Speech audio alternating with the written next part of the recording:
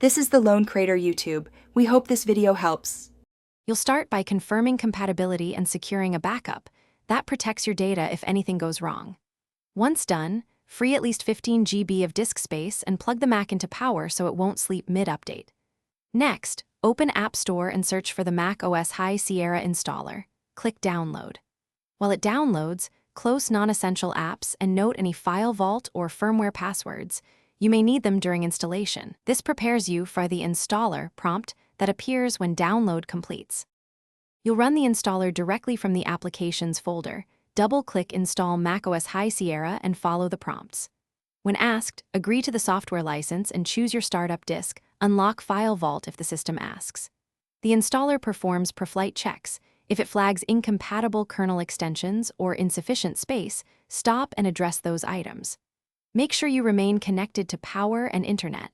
The process includes file copying, firmware updates, and automated reboots that complete the upgrade reliably when uninterrupted. After the final reboot, you'll run the Setup Assistant to sign in, review iCloud settings, and confirm privacy options.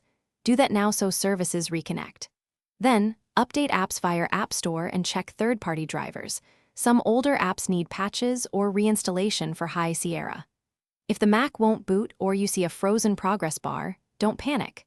Reset NVRAM, attempt safe mode boot to run disk checks, and if needed, reinstall Mac OS from recovery. That single troubleshooting tip. Thanks for watching. Consider subscribing if we helped you.